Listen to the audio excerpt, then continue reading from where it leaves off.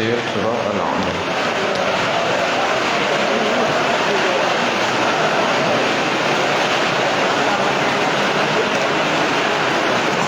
Kita baca sama-sama insya-Allah.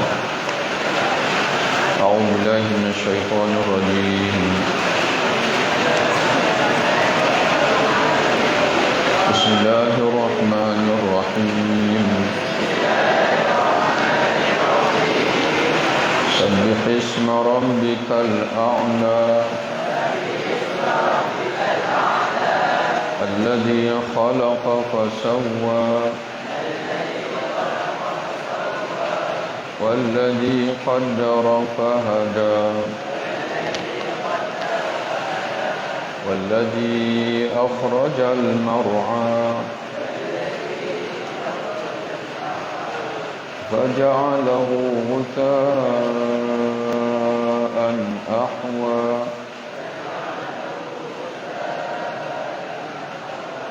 سنقرئك فلا تنسى إلا ما شاء الله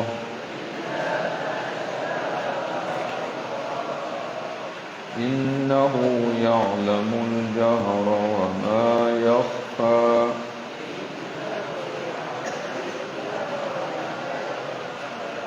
ونيسرك لليسرى فذكر إن نفعت الذكرى سيذكر من يخشى ويتجنبها الأشقى الذي يصلى النار الكبرى ثم لا يموت فيها ولا يحيا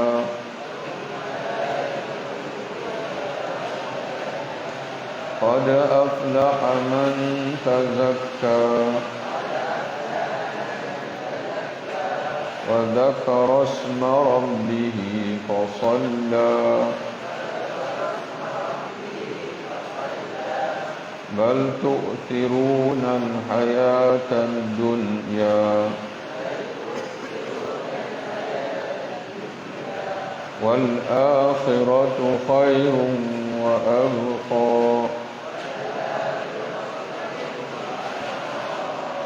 والآخرة خير وأبقى إن هذا لفي الصحف الأولى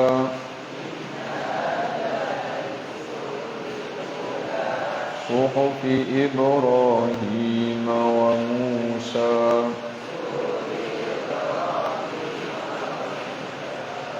صدق الله العظيم.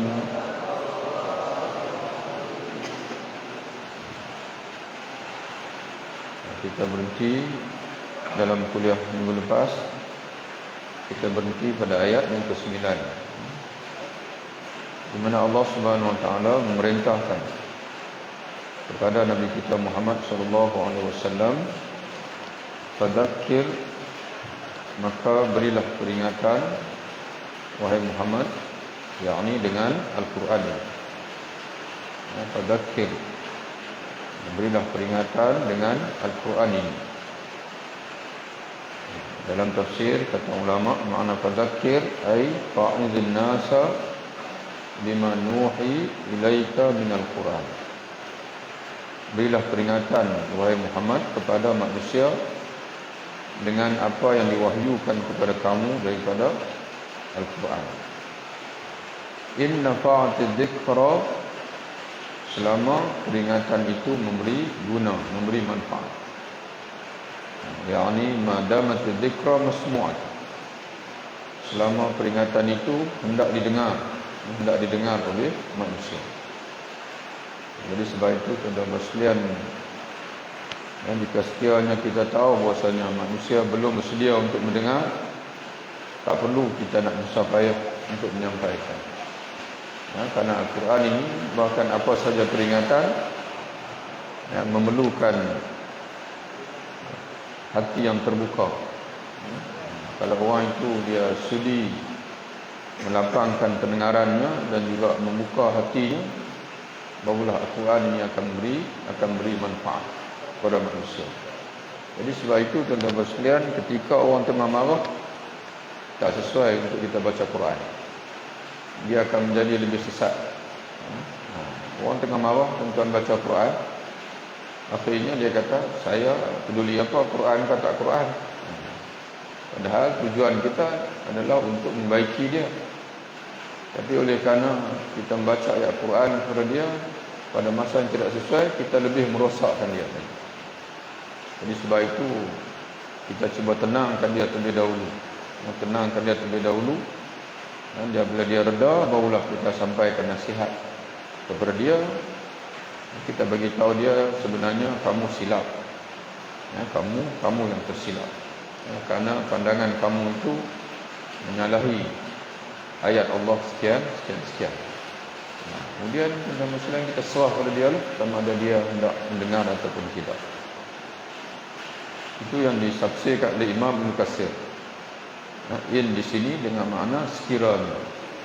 Tapi ada juga ulama yang mentafsirkan in di sini dengan makna qad, sesungguhnya. Maka berilah peringatan wahai Muhammad dengan Al-Quran ini, karena sesungguhnya peringatan itu pasti akan memberi manfaat kepada manusia. Saya dzakkaru man yakhsha, saya akan mengambil peringatan dengan Al-Quran itu, man yakhsha ay man yakhafullah, orang yang takut kepada Allah. Jadi rupa-rupanya peringatan Al-Quran ini, kalau seseorang itu dia tidak takut kepada Allah, dia tidak akan terkesan dengan Al-Quran. Karena kata ulama dalam tafsir, li'annahu alladhi yantafi'u bil mau'izah, karena orang yang takut kepada Allah sajalah yang akan mengambil manfaat dengan peringatan daripada Allah. Jadi siapa yang takut kepada Allah ini? Yaitu orang beriman.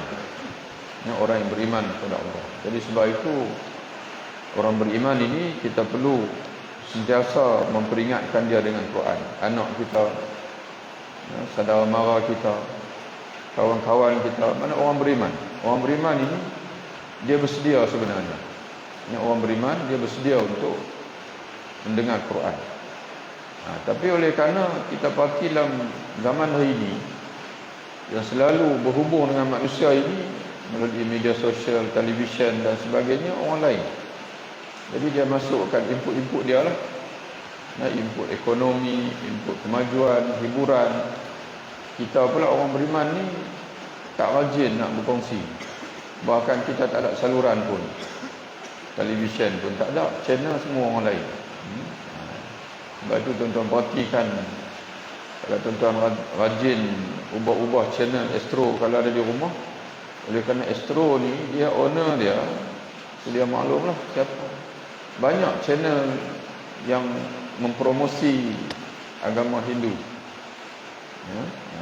Terang-terang tuan-tuan sekalian. Cuma mereka tak boleh, mungkin dalam TV1, TV2 tak boleh, sebab itu kerajaan punya takluk dengan perlembagaan. Dia tak boleh promosi. Tapi channel-channel lain banyak memang dia promosi sungguh-sungguh. Hatta kalau tuan-tuan nak mengaji agama Hindu pun boleh. Nak talaki agama Hindu pun boleh naik Astro. Kalau perasan lah. Sebab anak pun kadang-kadang rajin juga duk tengok channel. Memang dia mengajak Hindu. Dia tunjuk dalam kuih, tunjuk tradisi bini sebagainya. Mana orang promosi, dia ada channel dia sendiri. Nak buat macam mana memang hak dia. Tuan-tuan tahu siapa punya Astro bernama Ananda Krishnan. Itu yang Islam. Kita tak ada. Orang Islam tak ada channel TV. Tidak ada. Jadi sebab itu, kemudian kalau ada orang milik orang Islam pun, dia hiburan. Mana orang yang memang dia buat duit dengan hiburan. Banyaklah. Sebab itu tuan-tuan sekalian, sebenarnya banyak da'ayah yang dimasukkan kepada orang Islam melalui dipanggil saluran-saluran televisyen, saluran dipanggil media sosial dan sebagainya. Jadi kerana itu Allah Ta'ala sebut, saya dzakaru man yakhsha. Al-Quran ini akan mengambil peringatan dengan dia orang yang takut, iaitu orang beriman. Yang orang beriman kepada Allah Subhanahu Wa Ta'ala, kalau dia tak, maknanya itulah dipanggil iman dalam hati itu. Orang yang beriman ni tuan-tuan sekalian, dalam hati dia itu sudah ada asas tauhid kepada Allah. Sebab itu dia perlu dibanyakkan, dibaca Al-Quran, diperingatkan dengan ayat-ayat Al-Quran Al-Karim. Bukan diperingatkan dengan baca saja. Sebab Allah Ta'ala sebut, saya dzakaru, mengambil peringatan, bukan membaca tidak. Bukan membacanya akan membacanya orang yang takut tidak. Saya dzakaru, akan mengambil ingatan. Kata ulama, saya ta'iz.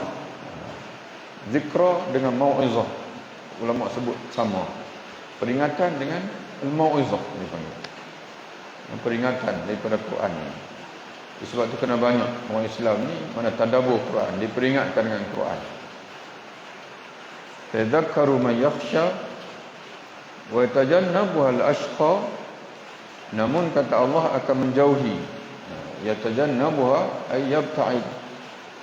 Yattaba'id ma'ani tazkirah 'anil mau'izah wa yanfiru minha al-ashqa. Al-ashqa iaitu orang yang binasa. Orang yang akan binasa di akhirat. Itu al-ashqa. Siapa orang yang akan binasa itu? Iaitu orang kafir. Orang yang kafir. Allah Ta'ala mentafsirkan, siapa orang yang bakal binasa ini? Iaitu alladhi yaslan naral kubra. Iaitu orang yang akan masuk, yasla, yadkhul. Alladhi yadkhulu naral akhirah. Narul akhirah dipanggil orang yang akan masuk api yang paling besar, iaitu neraka. Kenapa Allah Ta'ala sebut neraka dengan an-narul kubra? Karena di dunia ini ada api. Di dunia ini pun sudah ada api. Tapi api di dunia ini api kecil. Api yang kecil. Di akhirat nanti kata Allah api yang besar.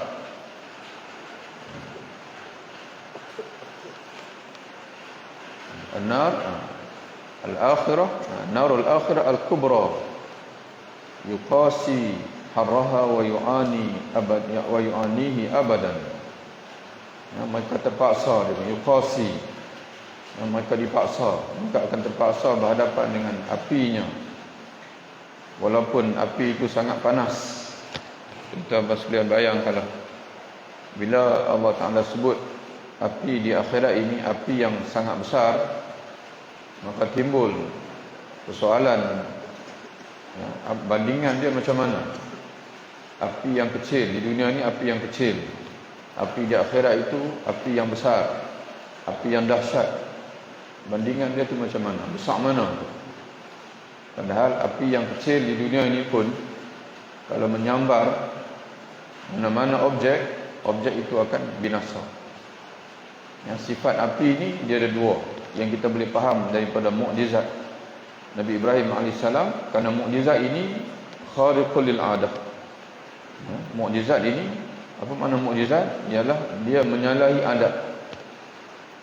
Maka Allah Ta'ala sebut pada Nabi Ibrahim, ya nar, wahai api, kuni, jadilah kamu bardan, sejuk, wasalaman, dan selamat, ala Ibrahim, kepada Ibrahim. Karena adat api sebalik daripada yang Allah Ta'ala perintah kepada Nabi Ibrahim, kepada api Nabi Ibrahim. Wahai api, jadilah kamu sejuk. Mana adat api ini panas. Wasalaman, dan juga selamat. Karena adat api ini membinasakan. Nah, api dia sentuh apa saja pun benda itu akan binasa. Itu api dunia. Api dunia pun mana-mana api lah. Kalau tak percaya, balik nanti cari api, tengok, cuba letak tengok dekat tangan. Panas satu, yang kedua pasti akan terbakar, menggelembung tangan kita. Kalau kita biarkan lagi, hangus. Kalau biar lagi, mati. Itu tabiat api. Tapi kata Allah, itu kecil. Api dunia itu kecil. An-narul kubra, orang yang bakal binasa ini, orang kafir ini, akan dibawa masuk ke dalam api yang besar. Maka dalam hadis Nabi menceritakan api di akhirat itu 70 kali ganda api dunia. 70 kali ganda api dunia ini. Narul kubra. Thumma la yamutu fiha wa la yahya. Kemudian mereka akan kekal dalam neraka itu, di mana mereka tidak akan mati di dalamnya. Berada dalam api yang besar itu, yamutu la yamutu, mereka tidak akan mati. Tidak akan mati di dalamnya. Wala yahya, dan tidak pula hidup dengan erti hidup yang sebenar. Karena tujuan hidup ni untuk apa? Sebab itu bila ada orang dia tak gembira, dia kata daripada hidup biar mati. Dia kata macam tu. Sebab tujuan hidup ni untuk seronok, untuk gembira. Tapi kalau dah hidup menderita, maka itu terbit bahasa daripada hidup biar mati. Sebab tak bahagia. Jadi bayangkanlah, dia tak mati dalam neraka, mana dia hidup, tapi hidup tak ada makna kerana diseksa. Hidup dalam keadaan terseksa begitu. Nanti selepas ini kalau kita nak sambung surah Al-Ghasyiyah, Allah Ta'ala kata laisa lahum ta'amun illa min dhari. Bila duduk dalam neraka ni, tidak ada bagi mereka makanan melainkan daripada buah yang berduri. La yusminu wa la yughni min ju'. Tidak menggemukkan dan tidak membebaskan daripada kelaparan. Makan dan tuan-tuan, makan pun berduri, kata Allah, tak kenyang. Maknanya tidak menggemukkan dan tidak bebas daripada lapar.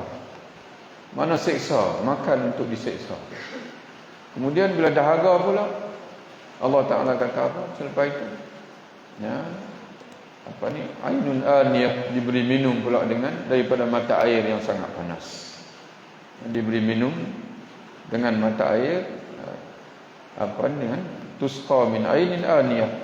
Dan surah sama juga selepas ini, sebab Allah ini tusqa, mereka diberi minum min ainin, daripada mata air daripada mata air, aniyatin syadidatul hararah, yang sangat panas. Jadi makna hidup, mati tak mati, tapi hidup tak seperti hidup. Hidup tak seperti hidup, kerana hidup penuh dengan siksaan dan sebagainya. Tapi kata Allah, orang yang beriman, yang takut pada Allah, yang menyucikan diri, qad aflah, sesungguhnya berjayalah, man tazakka, orang yang menyucikan dirinya. Jadi kalau tadi orang yang binasa, yang kufur, dia akan dibawa masuk dalam neraka. Tapi orang yang tazakka, yang menyucikan diri, kata Allah, aflaha, dia akan berjaya. Itu yang tuan-tuan sekalian, pentingnya kalimah aflaha ni, al-falah ini, sehingga akan Allah Ta'ala menjadikan dia slogan yang perlu didengari 5 kali sehari semalam. Hayya 'alas salah, hayya 'alal falah. Ayuh, hayya ni, mari, ta'al, mari menuju kepada kejayaan. Tiap-tiap hari diperingatkan al-falah, al-falah. Kata ulama, makna al-falah ialah kejayaan yang tidak ada lagi kegagalan selepas itu. Itu al-falah. Bila kita dapat al-falah saja, kita tidak akan rugi, tidak akan gagal lagi selepas itu. Jadi Allah Ta'ala sebut di sini, siapa orang yang berjaya itu, iaitu man tazakka, orang yang menyucikan dirinya. Jadi sebab itu Allah Ta'ala menyebutkan dalam Quran, di antara tujuan Allah Ta'ala mengutuskan Rasul, termasuk Nabi Muhammad SAW kepada kita ni, di antaranya ialah tazkiyah, untuk menyucikan. Rasul ini ada 3 tugas, dan kita pun dalam hidup ni kena buat 3 benda dalam hidup ni. Sebagaimana surah Al-Imran ayat 164, dalam mushaf muka surat 71 Allah Ta'ala menyebutkan di sana, laqad manallahu, demi sesungguhnya Allah Subhanahu wa Ta'ala telah menganugerahkan kepada kamu. Laqad, tidak ada waw, laqad manallahu, sesungguhnya Allah telah manna ni makna menganugerahkan kepada orang-orang beriman. Id ba'asa fihim rasulan, tak kala dia mengutuskan kepada mereka seorang rasul, min anfusihim, dari kalangan mereka sendiri, makna di kalangan manusia. Tidak Allah Ta'ala tak utuskan di kalangan malaikat, tapi Allah Ta'ala utuskan di kalangan mereka sendiri seorang rasul. Yatlu alaihim ayatih, yang bacakan kepada mereka ayat-ayatnya, ayat Allah.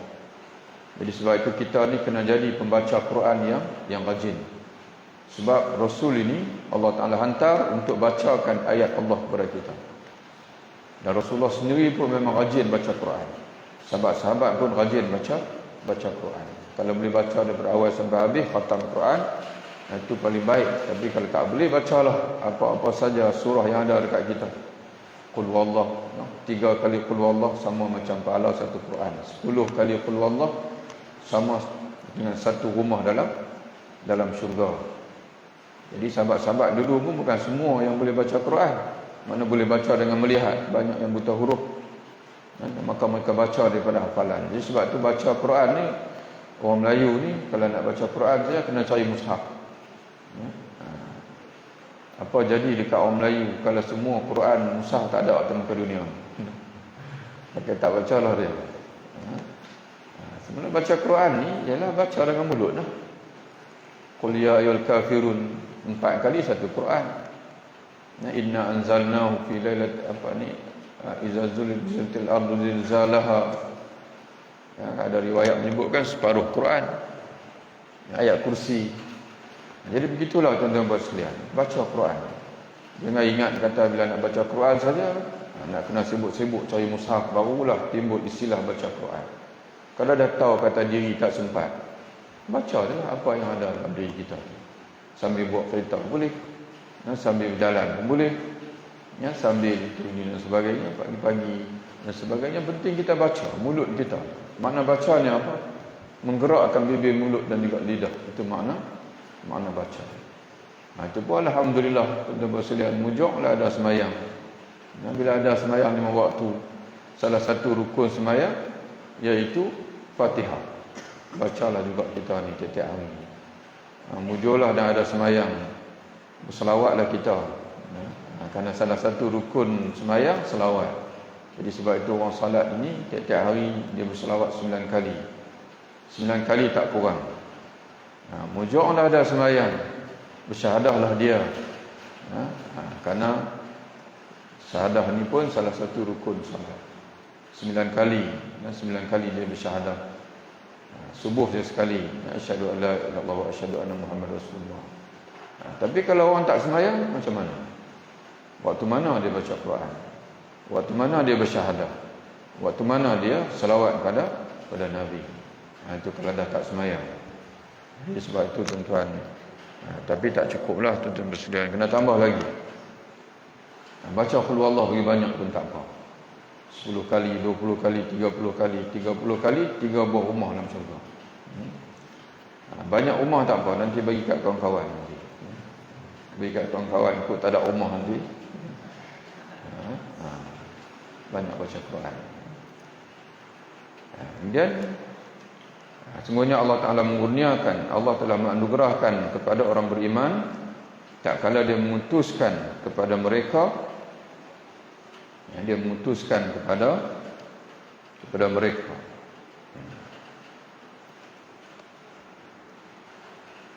seorang Rasul, yakni Muhammad SAW, yang membacakan kepada mereka kitabnya, ayat-ayatnya, yakni Al-Quran. Wa yuzakkihim, dan Rasul ini menyucikan mereka. Ini tazkiyah. Rasul menyucikan mereka. wa yu'allimuhumul kitaba, dan Rasul ini mengajarkan kepada mereka Alkitab, kitab Allah, macam mana nak faham Quran, wal hikmah, dan juga kebijaksanaan. Kata Imam Syafi'i, perkataan hikmah bila digandingkan, bila dibawa di sebelah Quran, kitab, maknanya sunnah, maknanya as-sunnah. Itu disebut oleh Imam Syafi'i dalam kitabnya Ar-Risalah, yang mengajarkan mereka kitab Allah dan juga sunnah Nabi. Wa in kanu, sedangkan adalah mereka min qablu, sebelum itu, sebelum Allah mengutuskan Rasul Nabi Muhammad SAW itu, mereka benar-benar dalam kesesatan yang nyata. Alhamdulillah, tuan-tuan sekalian, datangnya Rasul, kita kena baca Quran, kita boleh menyucikan jiwa, dan juga kita faham sebab sedikit kitab Allah dan juga sunnah Nabi SAW. Kemudian Allah Ta'ala sebut, wa dzakara isma rabbih fa shalla, sesungguhnya berjayalah orang yang menyucikan. Tazakka, dalam surah Asy-Syams Allah Ta'ala sebut, qad aflaha man zakkaha, sesungguhnya berjayalah orang yang menyucikannya. Nya itu balik pada ayat sebelum, iaitu wa nafsin wa ma sawwaha. Allah Ta'ala bersumpah demi jiwa manusia, demi ruh manusia, dan juga penyempurnaan yang Allah Ta'ala berikan kepada jiwa itu. Maka sesungguhnya berjayalah orang yang menyucikan jiwa itu, mana menyucikan rohaninya, menyucikan hatinya. Kata Imam Al-Ghazali rahimahullah, ada empat istilah, walaupun bunyi berbeza tapi merujuk kepada yang sama, iaitu jiwa ataupun rohani manusia. Yang pertama istilah ruh, yang kedua istilah nafs, jiwa, yang ketiga istilah akal, yang keempat istilah hati. Jadi sebab itu bila ustaz kita mengajar kita, dia kata kita ni kena bersihkan hati kita. Mai seorang ustaz lain pula kata kita kena bersihkan rohani kita. Mai seorang ustaz pula kata kita kena bersihkan jiwa kita. Mai seorang ustaz lain pula kata kita kena bersihkan batin kita. Kita pun tanya ustaz, berapa banyak yang nak kena bersih? Sebenarnya sama saja. Sama ada tuan-tuan sebut hati ke, rohani ke, batin ke, jiwa ke, dia merujuk pada yang sama, iaitu dalaman kita. Hakikat kita yang sebenar ni bukan tubuh luaran ni. Kalau tubuh luaran ni nak lebih kurang macam kera monyet ni. Ada hidung, ada telinga, ada mata, cuma kita lebih lawa je. Tapi membezakan kita tu ialah jiwa kita ni. Dalam diri kita ini Allah Ta'ala bagi ruh yang boleh mengenal Allah. Sebab itu kalau kita buat masuk kera ke monyet ke apa ke dalam sekolah, tuan-tuan ajak sifat 20, dia tak boleh faham sampai bila-bila, dia tak boleh. Ya? Tapi manusia ini kalau tuan-tuan ajak lepas satu lepas satu, semakin dia mengaji sifat-sifat Allah, dia semakin kenal Allah Ta'ala. Ya? Mengaji sifat-sifat Allah itu, kemudian masuk mengaji nama-nama Allah, dia akan semakin kenal Allah, semakin kenal. Jadi kerana dia diberi oleh Allah dengan jiwa, kata Imam Al-Ghazali, jiwa yang al-amil, al-alim, al-arif, al-mudrik dipanggil. Jiwa yang boleh belajar, jiwa yang boleh mengenali, dan jiwa yang boleh dipanggil menanggapi sesuatu. Ada jiwa manusia. Jiwa tu apa dia? Yang boleh mengenali, boleh menanggapi, boleh mengenali itu, iaitu jiwa, iaitu kerana dia ada hati, ada dia panggil akal, ada dia panggil roh. Semua sama, menggambarkan kepada dalaman hakikat di manusia. Tubuh ini dunia. Bila roh kita mati, bila kita mati nanti kita tinggal roh saja. Tengok roh itu, kalau roh kita ini tuan-tuan sekalian kenal Allah, dia pergi alam mana sekalipun, dia masuk alam kubur ke, nanti dia bangkit, nanti hadir pada mahsyar ke, roh yang sama itu, kalau roh itu kenal Allah, kenal Rasul, kenal agama, ada keikhlasan, roh itulah yang akan bangkit di depan Allah Ta'ala nanti. Yang disebut dengan hati. Yauma la yanfa'u malun wala banun illa man atallaha biqalbin salim. Hari kebangkitan nanti tidak akan beri guna lagi harta benda dan anak pinak. Yang beri guna ialah orang yang menghadap Allah dengan hati yang bersih. Bersih ketika mana? Ketika di dunia ini. Orang itu dia memiliki hati yang bersih. Jadi balik renung seorang-seorang di rumah. Apa dalam hati kita? Apa ada dalam roh kita ni? Buang sat tubuh ni. Yang tubuh ni buang sat. Kita renung dalam hati kita ni ada apa? Hati kita ni kenal ada Allah Ta'ala. Kenal. La ilaha illallah. Hati kita ni kenal ada Rasulullah. Kenal. Muhammadun Rasulullah. Hati kita ni kenal ada Quran. Kenal. Itulah saya baca Fatihah. Hati kita abang kat kita. Fatihah ada, Qul huwallahu ada, hal lain tak ada. Maknanya ada lah juga. Hati kita ni macam mana akhirat? Tahu tak bahasanya kita akan dibangkitkan di akhirat? Hati kita kata ya, kamu akan dibangkit oleh Allah di akhirat. Sebab itulah kita semayang, puasa, itu semua untuk persiapan akhirat. Jadi kalau dah ada hati kita ada semua itu, insya-Allah nanti dalam kubur nanti pun akan ada. Bila malaikat tanya, malaikat yang akan hadir muka nanti tanya kita, "Marabbuka, siapa Tuhan kamu?" Kenal tak kamu dengan Nabi putuskan kepada kamu? Otak dah tak ada dah, otak dah mati.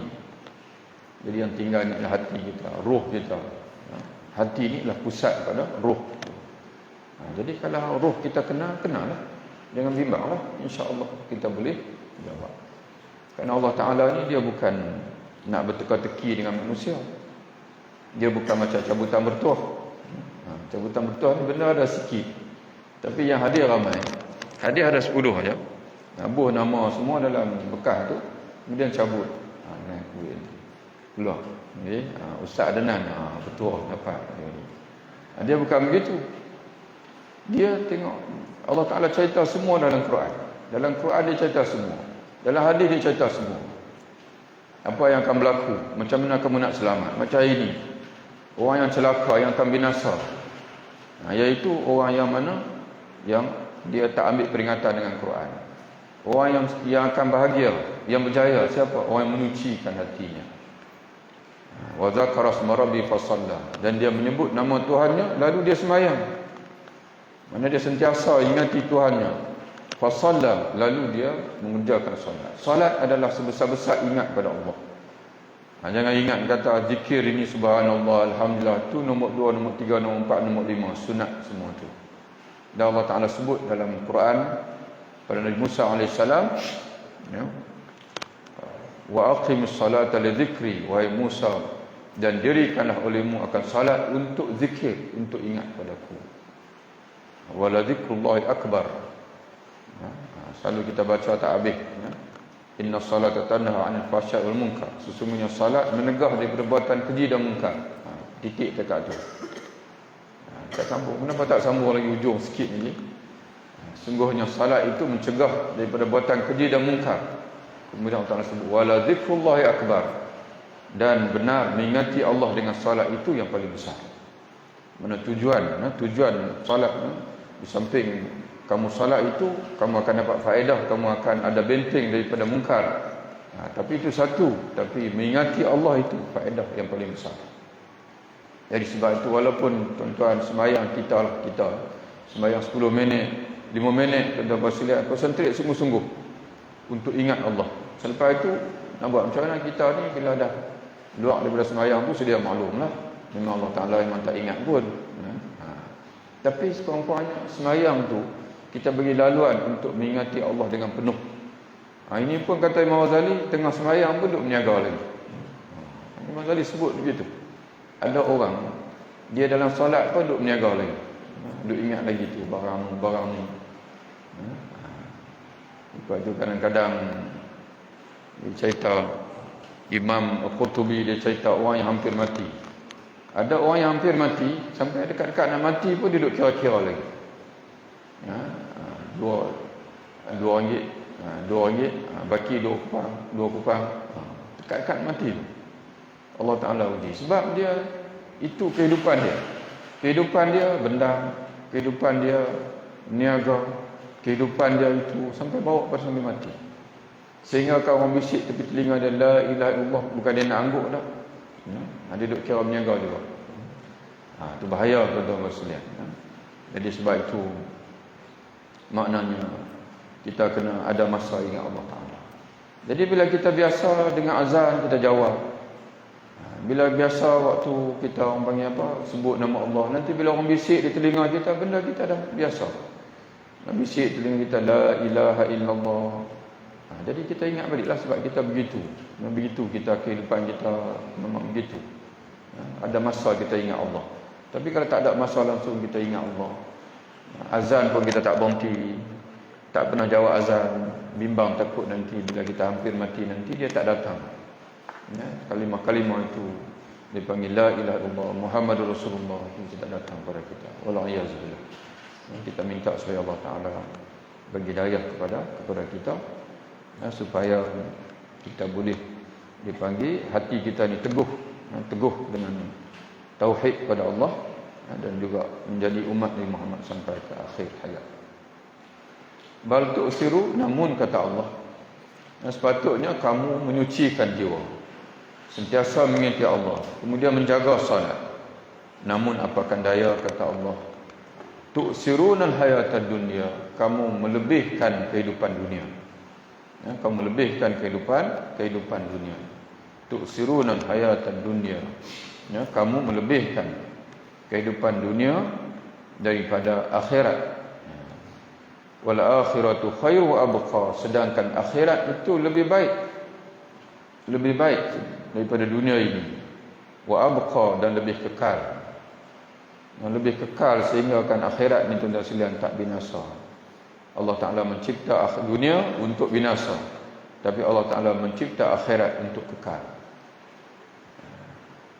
In hadha la fi sufil ula, sesungguhnya ini, kata Allah, mana peringatan yang disampaikan ini, yang ada dalam surah ini, benar-benar berada dalam lembaran yang terdahulu, bukan Al-Quran saja.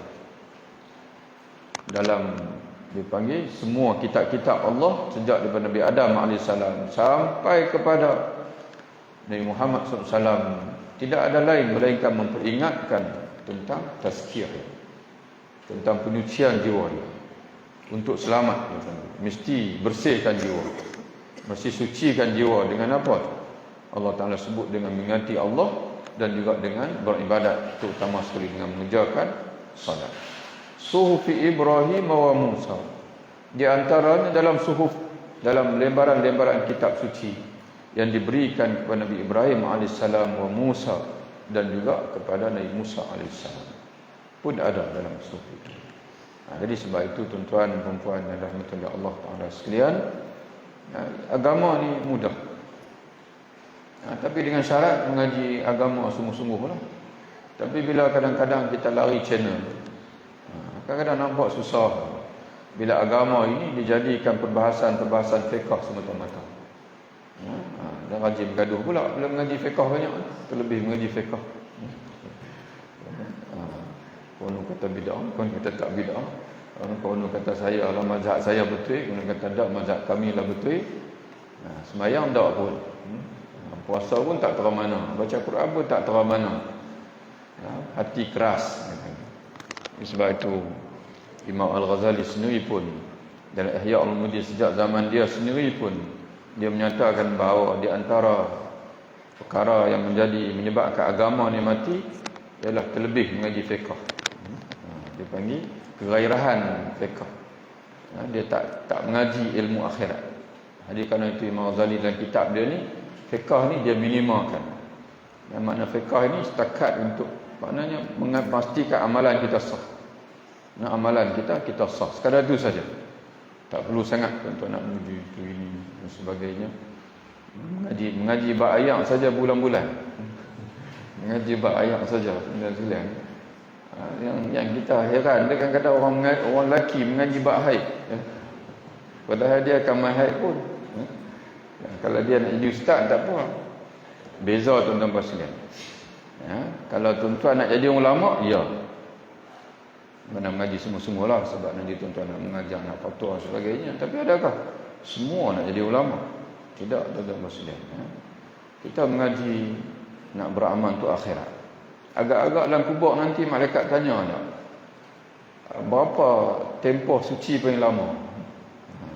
Malaikat tanya, berapa tempoh suci paling lama perempuan yang mahal? Berapa tempoh suci paling pendek? Tak tanya, tuan-tuan sekalian. Dia tanya apa? Iman. Siapa Tuhan kamu? Kenalkah kamu Nabi kamu? Kemudian tuan-tuan sekalian, kita akan ditemani dengan apa? Ditemani dengan kitab fiqh kita apa? Ditemani dengan apa? Dengan apa ni? Masalah-masalah agama kita mengaji? Tidak, tuan-tuan sekalian. Kita akan ditemani dengan sembahyang kita, oleh sembahyang kita, puasa kita, zakat kita, amalan-amalan yang kita buat itu akan ditemani yang untuk menemani kita. Jadi kerana itu tuan-tuan sekalian, jangan terperangkap. Jangan terperangkap dengan kegairahan, dipanggil kegairahan pengajian agama. Sama ada yang menjadi fenomena masyarakat, dia ada agama yang menjadi fenomena masyarakat, iaitu dia beragama mengikut yang macam mana masyarakat nak. Sebab itu ada orang dia tak sembahyang fardu tapi sembahyang raya. Sembahyang raya dia dulu sampai masjid. Sembahyang fardu tak. Sebab apa? Sebab masyarakat mengiktiraf, kalau tak sembahyang raya mana tak raya. Kalau tak sembahyang raya tak raya. Padahal tuan-tuan sekalian, sembahyang raya sunnah. Sembahyang fardu tu wajib. Man tarakal asra faqad habita amaluhu. Berapa yang meninggalkan asar, sia-sia amalan dia. Satu sembahyang tinggal, habis semua amalan. Cuma sia-sia. Bayangkan tak sembahyang. Ada yang sembahyang Jumaat saja. Yang sembahyang Jumaat saja pun ada juga. Yang fardu tak, Jumaat dia hadir. Walaupun Jumaat wajib tuan-tuan sekalian. Tu macam mana kamu tak sembahyang lain? Rupanya kalau tak sembahyang Jumaat nanti orang tengok, orang ni tak sembahyang, tak pernah pergi jumpa Jumaat. Nanti bila dia nak kahwinkan anak dia, Tok Imam kata kamu ni wali fasik, tak pernah nampak sembahyang Jumaat. Dia mainlah Jumaat 2-3 kali, dia main Jumaat, bagi nampak Tok Imam nampak kata main. Tok Imam kata dia ada bertaubat dah Allah Ta'ala. Habis-habis akad anak tuan-tuan sekalian tak main pula dah Jumaat. Mana dia kecoh? Dia kecoh siapa tu? Dia kecoh Allah. Dia nak kecoh Allah Ta'ala. Dia bukan kecoh manusia, dia kecoh Allah Ta'ala. Jadi fenomena masyarakat, mana dia beragama mengikut agama masyarakat pandang macam mana agama tu. Hadir Jumaat. Kemudian tuan-tuan sekalian, bila ayah dia meninggal, dia tak sembahyang tuan-tuan sekalian, dia buat majlis tahlil untuk ayah dia. Dia jemput ramai. Ini tolong baca tahlil untuk ayah saya meninggal. Macam mana kamu buat majlis tahlil, buat majlis tahlil untuk ayah kamu, bagi makan orang sebagainya, kamu tak jaga sembahyang sebagainya, itu kira macam mana? Jadi sebab itu kemudian pula tuan-tuan sekalian, bila majlis tahlil pula tanya, malam ni makan apa? Malam makan apa malam ni? Malam ni makan cucuk. Ramailah 4-5 orang. Dia tanya, malam ni makan apa? Makan bihun. Ramai sikit. Malam ketiga makan apa? Makan nasi. Meneru tuan-tuan sekalian, penuh sampai tak cukup lauk. Itu macam mana Allah Ta'ala nak terima? Jadi sebab itu cuba kita buat tuan-tuan sekalian. Memang insya-Allah kita pegang dengan pandangan Imam Abu Hanifah, kita pegang dengan pandangan Mazhab Syafi'i, insya-Allah kita boleh tolong orang mati dengan bacaan-bacaan dan doa dan sebagainya. Tapi ikhlas. Cuba tuan-tuan buat majlis tahlil tak ada makan. Mana yang main itu insya-Allah mukhlisin. Yang main itulah dia panggil ikhlas. Kawan-kawan yang ikhlas. Dia main walaupun kita kata saya jemputlah ayah saya meninggal, kita nak buat sikit doa. Nak apa ni? Mudah-mudahan Allah Ta'ala terima amalan kita, Allah Ta'ala sampaikan. Tapi makan tak ada. Agak-agak macam mana? Agak-agak macam mana? Kalau yang main itu kira mukhlisin, ikhlas. Jadi sebab itu tuan-tuan bisa dengar juga Dr. Allah Yarham Ustaz Abu Hasanuddin Al-Hafiz. Dia kata saya tahlil saya dan keluarga saja. Saya tak ajak orang. Buat keluarga. Tapi kalau kenduri saya ajak orang. Memang makan kenduri saja. Tak payah baca-baca, kami baca. Kenduri mana kita ambil pahala bagi makan saja. Di antara ibadat ialah it'am ta'am, beri makan. Orang makan makanan kita tu pun kita niatkan, ya Allah, dengan saya beri makan pada orang ini, orang datang makan, kenduri. Salasun darajat. 3 perkara yang mengangkat darjat di sisi Allah. Salah satunya kata Nabi ialah memberi makan. Yang mengangkat darjat di sisi Allah Taala. Ini ibadat besar dalam Islam ialah memberi makan. Ya, kita panggil makan orang tak ada tali apa-apa, baca-baca apa-apa tak ada. Kalau orang tanya macam tu, suruhlah. Memang dia. Kena buat ke? Kami nak baca. Adapun kita jemput nak umpan orang dengan makan supaya orang baca, tuan-tuan sekalian, kita tak berapa nak faedah. Biar dia main makan saja, saya jemput makan. Ini insya-Allah ada pahala. Kita niatkan untuk meninggal.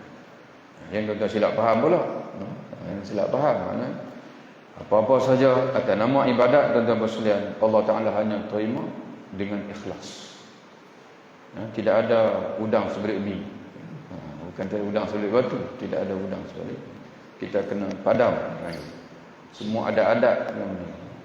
Sembilan jenazah, tuan-tuan sekalian, tak perlu dah sampo-sampo, tak payah. Sampo-sampo tak payah. Itu di antara adat pelik di kalangan orang Melayu yang tak ada pada dunia lain. Lepas sembahyang dapat duit. Anda pernah dengar tuan-tuan sekalian, seorang tu dia kata bila ada kematian, dia kata jom kita pergi jenazah, sembahyang jenazah ustaz ada meninggal. Kalau kita pergi boleh juga campur, boleh kita balik lagi makan-makan di semua. Sebut begitu. Kita pun tengok dia. Sebab itu tuan-tuan sekalian, cuba kita tuan-tuan perhati Nabi sebut apa. Ramai orang kita insya-Allah habis hadis ni kita dengan bimbang. Sudah waktu kan habis hadis ni. Kita perhati. Nabi SAW sebut satu jenazah yang disolatkan oleh 40 orang yang tidak syirik pada Allah. Nabi sebut tidak syirik pada Allah. Allah akan menerima doa mereka, syafaat mereka untuk jenazah itu. Kama qala Nabi SAW. Syirik apa gamak-gamaknya yang dilakukan oleh orang sembang jenazah? Takkanlah orang yang mensyirikkan dalam bentuk menyembah tokoh nak main sembang jenazah. Kita panggil pun dia tak main. Kecuali dia kata bawa jenazah pergi kuih kami sembahyang. Yang kita bimbang takut syirik tu. Syirik dari segi niat dia kata. Dia nak main sembang jenazah tu bukan main nak ikhlas sangat, tapi duk tunggu sampul. Jadi bila sampul tak dapat, dia mula tak ada sampul kali ini. Sebab tu tuan-tuan sekalian, ini pandangan peribadi lah. Kadang-kadang disengong kata, apa salahnya ustaz? Keluarga si mati kena bagi sedekah waktu lain. Sedekah waktu lain. Sekarang ni biarlah yang datang walaupun sedikit, tuan-tuan sekalian. Ada hadis sebut 3 sah. Ada hadis sebut 3 sah. Ada hadis sebut 40, ada hadis sebut 100. Biarlah yang datang itu dengan kesedaran untuk menunaikan tanggungjawab menyembahyangkan jenazah itu. Bersih, suci hati. Kerana tujuan solat jenazah ini adalah untuk mendoakan si mati. Sebab tu dia tak ada rukuk, tak ada sujud. Dia diganti dengan rukun, iaitu doa. Itu ikhlas. Kita pakat macam tuan-tuan yang ramai duduk Tunggal Madi ni, pakat ramai-ramai insya-Allah. Siapa-siapa di kalangan tuan-tuan ni meninggal, sama-sama kita sembahyang jenazah. Sama-sama kita doakan dengan penuh keikhlasan, sama-sama kita. Adapun nak babitkan, dipanggil duit, upah, sama ada sembahyang jenazah ke, sama ada tahlil, diumpan dengan kenduri dan sebagainya, ada itu perlu ditamatkan. Kerana agama tuan-tuan sekalian, dia tak boleh kita semata-mata nak meneruskan tradisi kebiasaan masyarakat. Tak boleh begitu. Kita mesti tanya, yang Allah Ta'ala nak macam mana supaya ibadat kita diterima. Yang kita nak tanya begitu, barulah betul dalam agama. Wallahu a'lam bishawab. Assalamualaikum warahmatullahi wabarakatuh.